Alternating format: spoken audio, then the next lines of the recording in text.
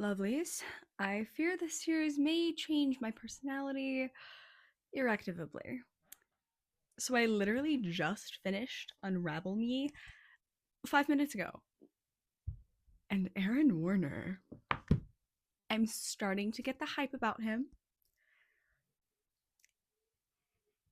However, I'm still not letting him get a pass for the whole toddler thing in book one. Aaron Warner. And Adam Kent is still on a list of mine. So we started the book back at Omega Point, and Juliet is in a slight depressive episode. Honestly, valid girl has finally gotten a chance to actually sit down and actually think about what she's been through, and she's breaking. And Adam is being a little distant, being, just a little odd. Kenji is trying to help, attempting, but he is still busy. He is running the the resistance. Well, not, he's pretty high up. He's technically Castle's son at this point, with how close those two are. And Julia and Adam are still making out. Not fun places. So with Juliet sharing a room with Sonia and Sarah, the twins, and of course the dorms being separated between the genders, these two, at least it's on her bed, but they decide to make out again. And personally, if you're going to make out with your boyfriend in our dorm room, just tell me. Just tell me. Because poor Sonia and Sarah walk in and find these two. And things are getting hot and heavy. And it's like, babes, I know we don't have enough rooms to have your own rooms, but still. Go find an empty corridor, at least, or something. Somewhere more private than these poor girls' bedrooms. There's a constant risk for these poor twins that Juliet and Kent are gonna be doing stuff. Genuinely, I'm supporting the twins in this one. Adam Kent does not have situational awareness. And this plays heavy in this book. So Adam is not communicating with Juliet, and eventually they go fight in the cafeteria, and everybody's still kind of skeptical about Jules because she's still, Venus flytrap analogy. And Kenji's trying to help as much as he can, but Juliet is still in this very depressive state. She is only 17, might I add. So not only is she dealing with the collapse of her government, the trauma of being kidnapped, put in asylum, and not treated like a human being, and of course dealing with relationship issues, she's also going through the teenage angst years. We've all been there. She's just dealing with it at the end of the world. Genuinely, Queen should crash out. However, they do have a war, so she can't really crash out to how much she needs to. And this kind of delays her figuring things out era. Kenji does try to pull her out of this by not yelling at her, but just being very stern, be like, hey, we don't have time to cry all the time. Let's go practice. We don't have time for this. And eventually, very early on in the book, we learn that Adam has powers. And what are his powers? He can temporarily turn others' powers off if he feels he is in danger. So, well, in the first book, while they were at Sector 45, he was in constant danger because it was war and he was going to get caught, and Loki making out could have gotten him caught because there was cameras that eventually were disabled. But there was also Aaron Warner. More on him later because he was really interesting this book. Yeah. But the issue is it's slowly turning off Juliet. He's getting little, like when you get shocked. That's happening. Uh-huh. Uh-huh. And they have a nice little discussion. And of course, before this discussion, Adam is still not communicating. And he goes to go get tested. And that has a lot to do with like because they don't have the luxury of waiting around until like it just like manifests itself. No, they have to run tests because this is war. And we don't know if we're gonna make it tomorrow. And it's a little torturous, but each person at Omega Point has consented to this to find out what their powers are. Some sacrifices of comfort are made for the betterment of the community. And Castle, the fatherly figure that he is. Now, I like Castle, but I don't know how I feel about him quite yet. Castle takes these two, sits them down and be like, hey, we're gonna communicate. No snogging in the corner, please. Thank you. And we're just gonna communicate, and all things gonna be nice. And we're gonna work with Kent to handle his powers and blah blah blah blah blah. And as soon as Castle leaves, guess who initiates a making out sesh? Kent. Adam Kent. You can wait 5 minutes. You can wait 5 minutes to snog your girlfriend. But of course, they're starting to get heavy and a little hot. And then Adam's defense is completely shut off and he's in immense pain. And Juliet decides to break it off because she's like, I can't deal with this. I can only deal with like so much. And this is just like the last straw. And we need to be done because I do not want to hurt you.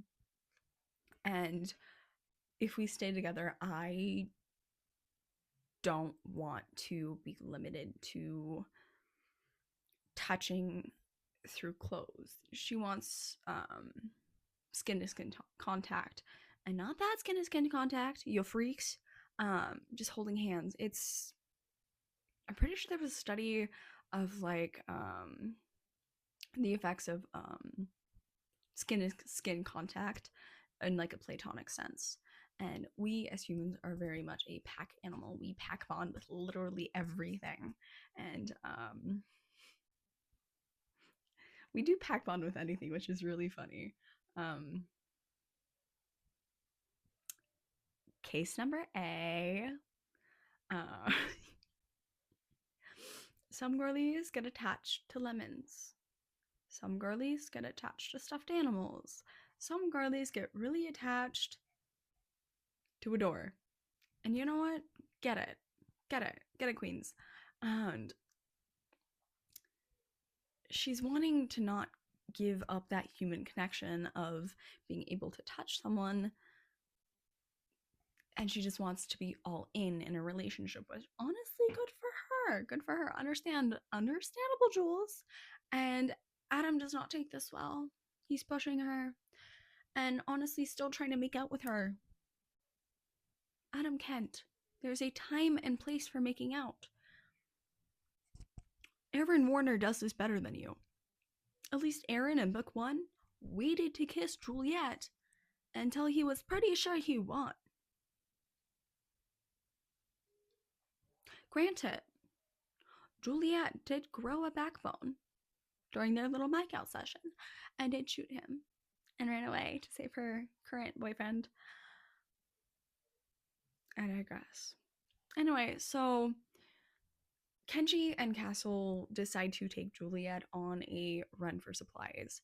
And Winston and Brendan, the two people she's kind of growing closer with, for those of you who do not remember who these people are, Winston is almost like the inventor and the first person she really saw when she woke up at Omega Point. And he's blonde. He was named Blondie in the first book, and his power is he can stretch his limbs. He's one of my favorites. He's a little goofy and I love him. And he loves his coffee and he needs his coffee. Brendan is the boy with electricity powers. He is a British albino man. And I also like him because he is also really funny. Because when he first met Juliet, he went to shake her hand. And when she flinched back, he was like, "Oh yeah, fair. I shot people." And she's like, so my skin literally kills people. Kisses. And he's like, "Oh yeah, no, I gotta." I love him. And on this run for supplies, we also meet Ian. We don't know much about Ian and Emery, but I love them. Emery is so funny. He's like, "Oh, you talk. Wow, great." And he's just trying to make her feel welcome into the group because everybody knows she's not welcome. And it's definitely giving the small school or small town where everybody knows all the drama and you can't escape it. But yeah, so they go on a run and a few days pass after the run. And then Adam, Kenji, oh, before that. So on this run, we see Aaron Warner again. And Juliet sees him as this guy who has like little morality, and she sees him take this dog and go out of her sight. So she follows him and she expects him to shoot this dog dead. Instead, she finds him feeding this dog and petting it and being real sweet. And she's like, "Oh, this is not in the pattern with this guy. What's happening?" And then after that, a few days pass. Castle calls Kenji, Adam, and Juliet into his office, and everything is strewn everywhere, mainly because of his telekinetic powers.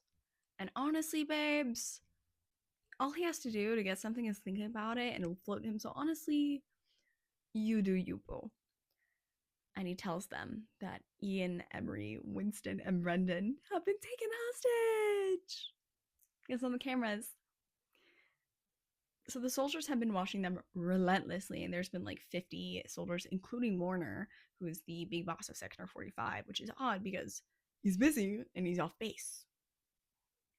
I wonder why. And suddenly, after their little raid, everything has gone quiet. There's nobody on the cams. And Winston and the four guys who got taken hostage were investigating it, and of course, they left. And Brendan and Wilson did try to Winston did try to help them, but they never came back. And they have a letter from the Supreme.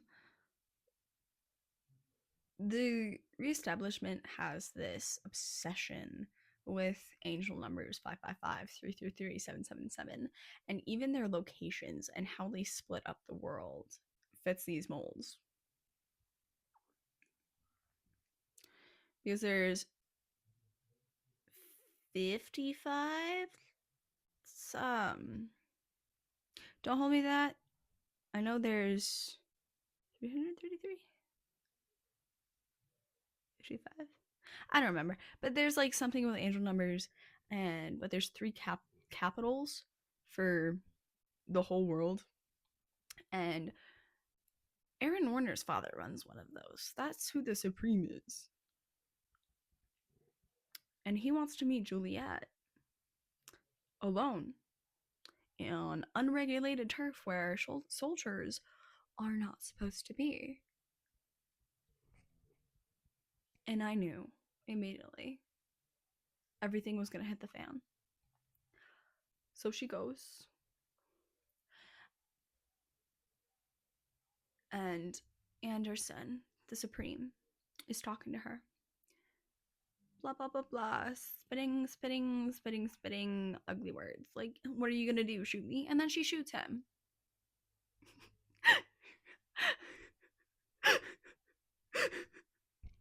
So, like, Anderson first disarms her and then has his son Aaron Warner come in and he's like, hey, I know you're obsessed with this girl. Shoot her. Mind you, I'm going to give this man Father of the Year award because he not only has had him some on multiple occasions gone to kill him in the middle of the night, beats his son, literally treats his wife like an object, like male loneliness epidemic. Do you even like your wife? Like, why did you marry her if you're gonna call her a burden? Like, sir. Not only that, but he had a mistress. And who was that mistress's mother? Adam Kent. Aaron and Adam are half brothers. Now, for Adam's side, because we're not done with the Father of the Year, he was not allowed out of his room. He had to ask for permission to even use the restroom when dear old Anderson was there. And he regularly beat him. Ladies, if your man, actually this goes for everybody, lovelies, if your significant other does not cherish you like Gomez and Morticia Adams, back away, honey. You're just gonna, back away.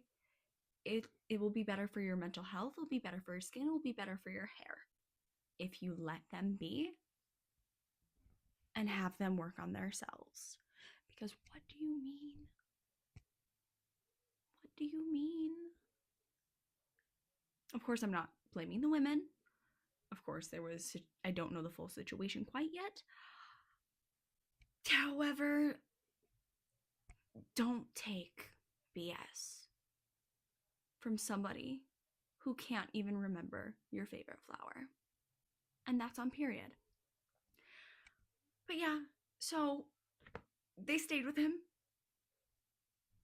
That is a choice. Not a choice I would make. But I understand a lot of situations. It's very hard to leave. You have things that you don't think you can do because they are in a position of power. Anderson basically runs the reestablishment. He is one of the founders. And it's very hard to get out of a situation like that. And it's difficult. It takes a lot of courage to get out of those situations. And it's... I think I'm going to put up the phone number here for DV help, just to, if anybody is watching this who is in a dangerous situation, to help get out. I at least can do that. But yeah, Father of the Year award.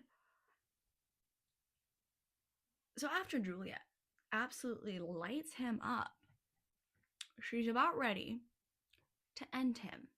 Kenji stops her and goes, hey, Pookie. So if we take him out now, it's not going to crumble. We might just get someone worse. So we're going to hold off on that until we are ready to take over, which is smart, I guess. But like, story purposes, it also makes sense. But still, what do you mean? We take care of business. Would have been worse. Maybe, probably. I don't know. So they take Aaron Warner hostage, and they run back with Ian and Emery. Brendan and Winston are still hostages at this point in the story. And so they go back to base, and everybody's like, whoa, Juliet, love you, girl. Mwah, kisses, kisses. And she is tasked with interrogating Warner because Castle says, he can't touch you. And Juliet pretty much goes, how am I going to tell him that he can definitely touch me? Like, Oops. So she goes to interrogate, and they start talking, and Juliet panics and runs. Genuinely understood her for this reaction because she is 17, and genuinely, I understand her way of dealing with situations that are uncomfortable with her with just running or booking it or just waving a stick wildly. It's very real for the trauma that she has faced. She is trying to manage her emotions, but sometimes they explode out, and that's okay. And she tries to not cause damage to people around her. You can crash out. You can react, but you have to respond in a way that is mature and not, you have to take accountability for what you have done. It is okay to not control yourself. That does not include certain things. What I'm saying exactly is it is okay to impulse buy $25.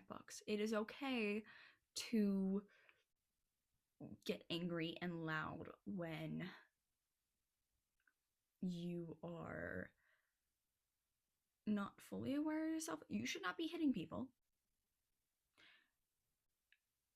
And even if you yell at buddies, if you yell at someone, you should be like, hey, I'm sorry. Can we discuss this? And basically apologize for yelling. But yelling does not solve anything. It might make you feel better in the moment, but for communication, it is worthless. We have to talk like adults here. Yelling is kind of childish here.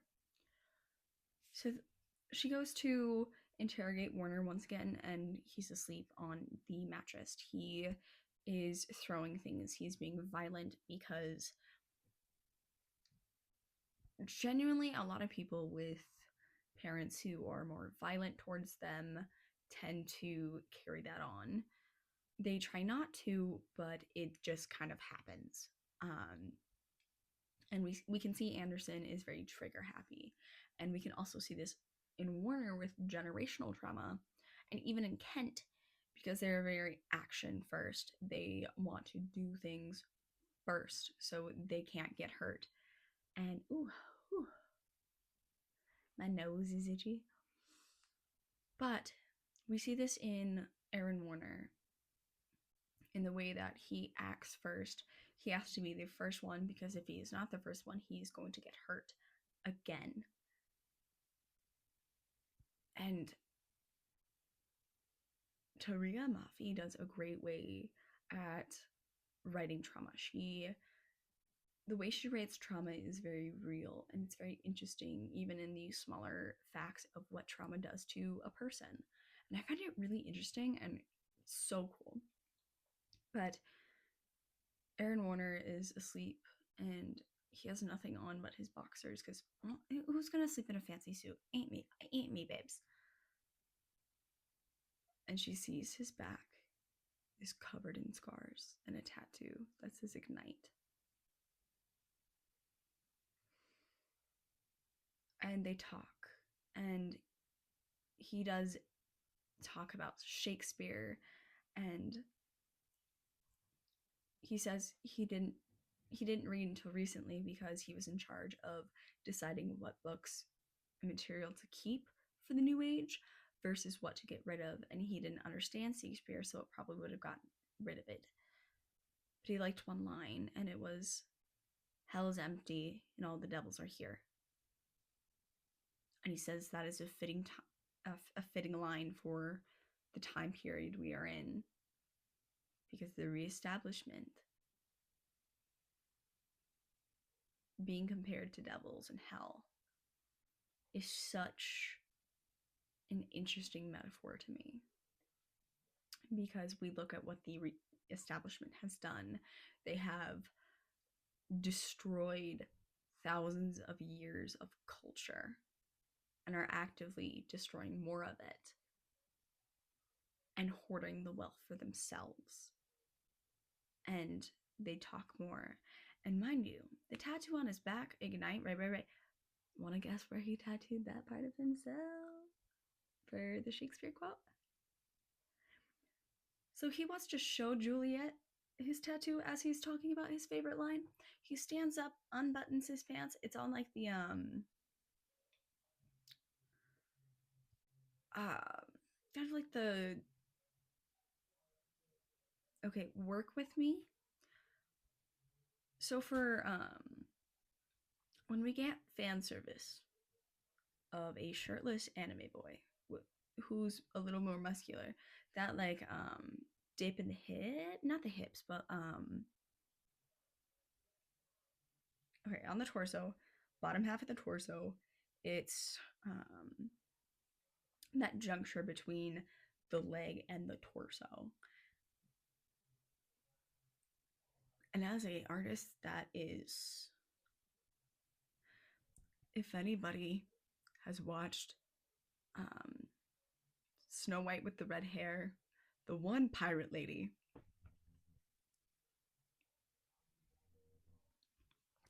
is she evil? Absolutely, undeniably. Kidnapping people and selling them into slavery? Not cool, not cool. However, her design, I'm here for. I love interesting character designs. It is delicious. And as they are talking, he admits that he can feel the emotions of other people. And he just thought he was really perceptive. But he talks about not being able to read Adam Kent. And as we know, that makes sense because his power is literally disarming other people's powers. But he also says he felt Kenji really strongly, but he thought it was just because Kenji was rowdy, he was disruptive to the system that was going on.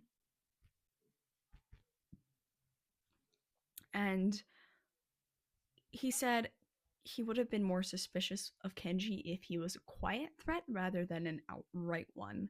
And he tells Juliet that he would not have kissed her if he thought she didn't want him to kiss her, because he felt that she was a little bit attracted to him. Granted, still not an excuse, but I appreciate the sentiment, I guess. And they get really close to making out again. But he stops, goes, hey, there's going to be a massive purging of the citizens real quick. So, go get your friends. They're in Sector 45. And yeah. And Castle, being the man that he is, doesn't want to alienate anybody with powers.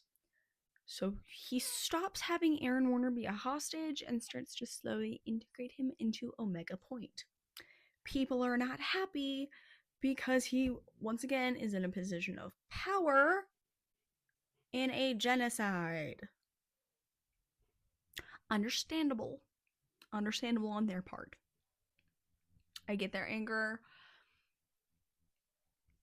However, I don't believe we should be executing Aaron Warner without a trial by jury. As we know from history, when people jump into an action concerning the life of another human being, it gets a little gray. There was that one case where a kid was completely innocent, and unfortunately he was sent to the chair, and genuinely might do a video on that because that was really interesting. And just like the history of the ultimate punishment, and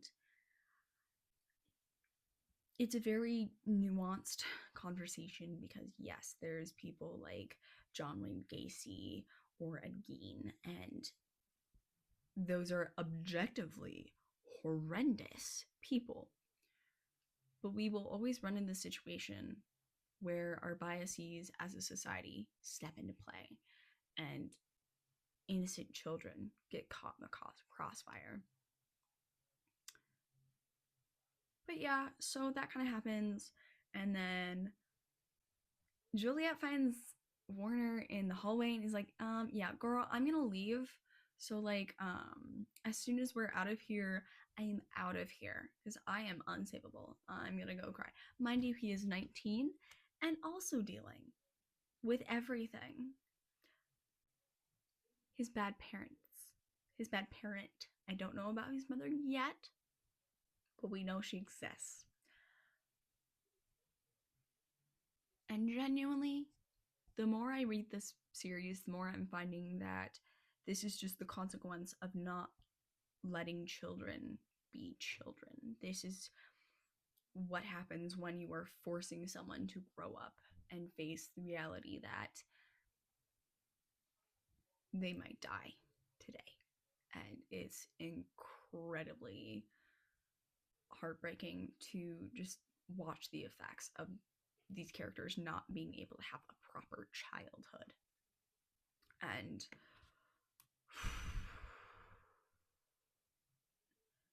it gets to a point where Warner and Adam are fighting each other, and Julia is pushing them both away.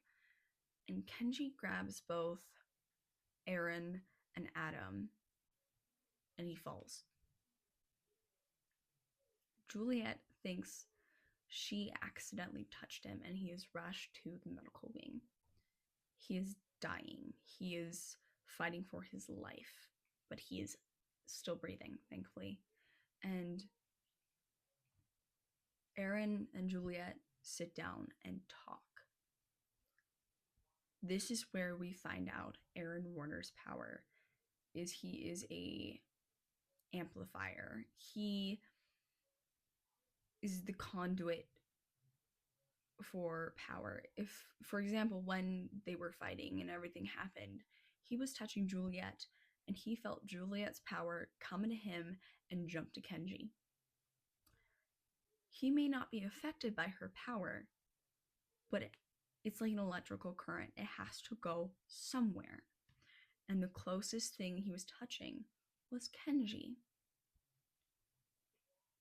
And eventually through the night, they are planning for this big war and battle. And Aaron comes to Juliet's room because Sarah and Sonia are busy tending to the wounded and especially Kenji.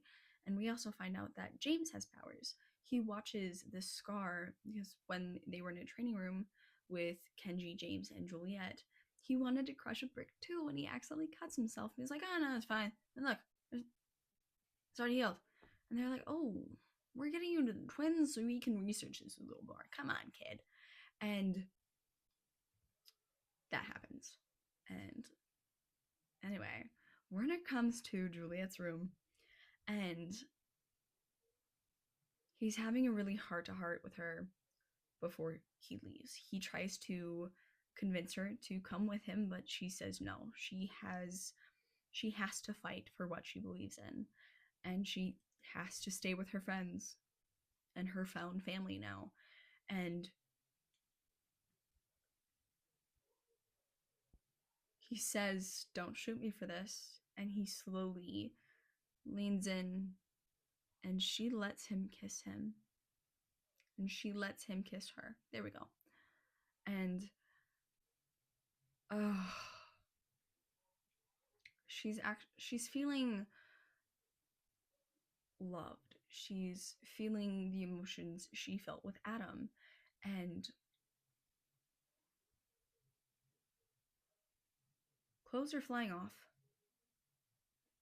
And she's really getting into it. And Aaron is fully invested in worshiping her. But he's hesitant. He doesn't know if he deserves this. And genuinely, I kind of like that approach with him because in a lot of other books, the men are always so experienced. Even if Aaron Warner is experienced, he's still hesitating because he doesn't know if he actually deserves this kind of true love. And he just doesn't want to get in her pants. He wants actual friendship. He wants to know her mind. He wants to know her thoughts. He wants to know what her lips like, look like when she tells him her story. And that's really cute. But of course, Juliet panics and thinks about Adam because she's like, "Ooh, I know we broke it off, but like, I still feel bad. I know I'm kind of using love as like a coping mechanism to deal with like the years of trauma I have, and I'm only 17." And like, woo! Which actually, another thing I appreciate that I just realized, with Aaron being 19 and Juliet being 17, she is still technically a minor. And I do appreciate that she has not done the do yet with somebody who is past the age of majority. Coho could learn a lesson, but I digress. And it's so she panics and they both start yelling at each other. She's like, "I don't love you," as he can literally feel her emotions, and it's like, girls, just communicate. Just communicate, please. Talk like adults. Don't scream at each other. But of course, Aaron leaves, and everybody's kind of pissed off. And they go into battle, and Kenji sneaks out because of course he does. Because of course he does. So our trio scamper off to go save the civilians, and they come up to people being rounded up to be masked. YouTube, be nice to me today. But they don't save one person, and this sticks with Juliet.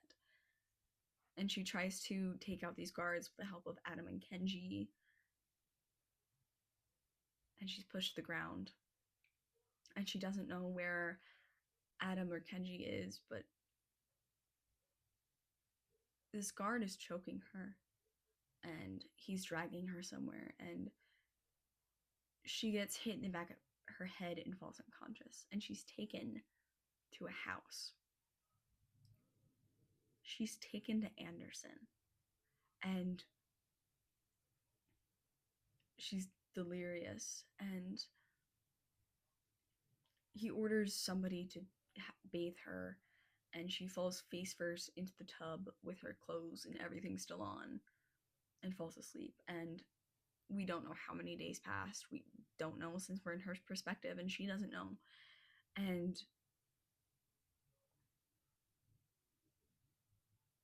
she goes downstairs, and Anderson is deathly crippled. Honestly, Slay Queen, we don't love a dictator.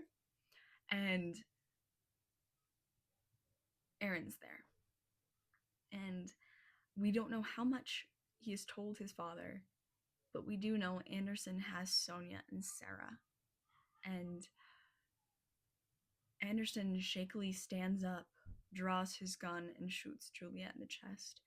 And Aaron Warner is immediately crashing out. He is trying desperately to save Juliet.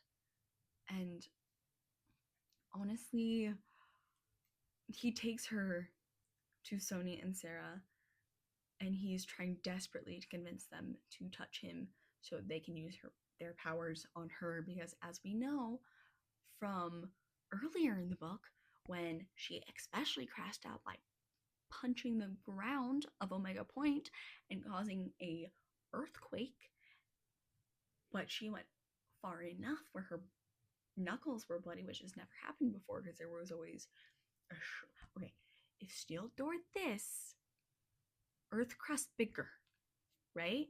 Correct. And they can't touch her to heal her, so she had to go the old-fashioned way. But she's healed, and Anderson immediately booked it back to base as soon as he shot her and left his son to deal with it. You know, just the situationship.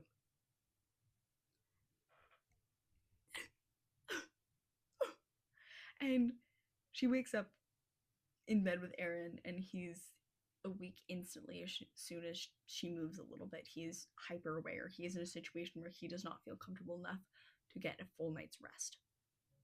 And he's asking her if she is okay. And she's thinking to herself, she doesn't really respond to him. And she's like, okay, I'm done playing. I'm leaving my gloves behind. and I'm kicking the reestablishment so hard. Honestly, Slay Queen, like, good for her. No, no, no, no. We need to talk about my likes and dislikes. First of all, 5 out of 5 stars. Love this book. It fixed a lot of the issues I was having with book one. Book one, there was almost like the love fixes all trauma. No. And this book actually shows that it's just a band aid on a bullet hole, which I do appreciate so much because we have to work on ourselves. We can't have somebody else do the work for us. We have to deal with our own issues. We can have help, an outside perspective. But at the end of the day, it's us who gets to make that final decision of if we will get better or if we will get worse. And honestly, Tahereh Mafi, you are an amazing writer. Honestly, such an inspiration. The littlest little nitpick I have is some of the metaphors and similes. Do I find them somewhat fun? Absolutely. And as book one, it was stated that this is to show Juliet's state of mind at the time. And I think it's kind of giving for those of you who have read Fourth Wing, that level of prose where it's kind of childish, but I kind of like it too because it shows a lot about who the character is. Not every person thinks in this prose Shakespearean language. Sometimes it's more childish, and I do like seeing that more in media in books I read because hey, at least I'm enjoying the book. Yes, the metaphors might be a little funny, but hey. And some people might call it trash, but I am a raccoon and I enjoy a little fun in my life. I like to sprinkle in that little fun and whimsy. Book 3. I'm so excited for because I also appreciate the fact that Aaron and Juliet did not get together at the end of the book. I do like a slow burn. I love a slow burn. Give me actual character development before anything happens. Yes, there's tension, there's chemistry. It's intriguing. But we also can't get into another relationship without dealing with trauma first. And that is the difference between Adam Kent and Aaron Warner. Mind you, Aaron Warner also loves his mother and refused to leave for the capital because he wants to take care of her.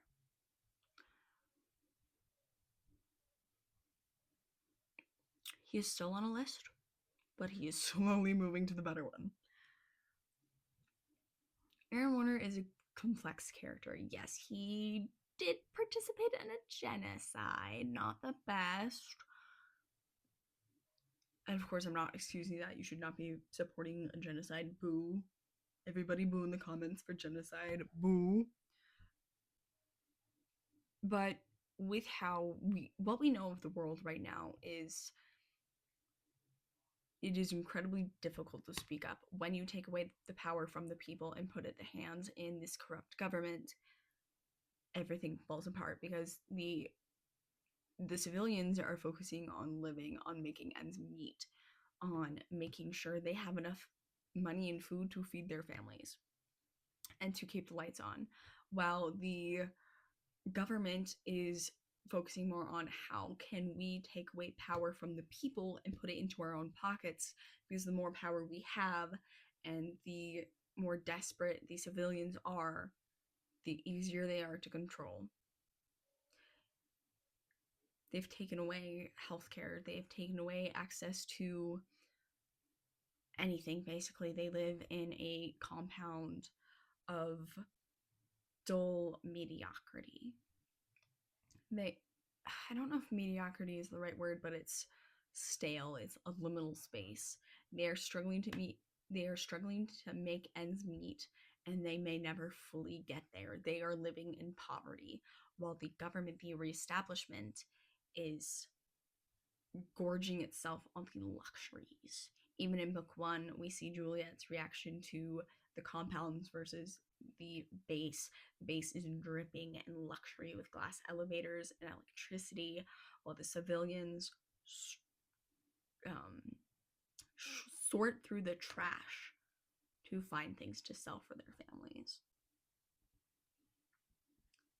This book is so interesting to me, and I look forward to seeing where this series continues on. So, that having been said, I love you, lovelies. Go have some water and go have a cookie and just be yourself and be happy today. All right, love ya.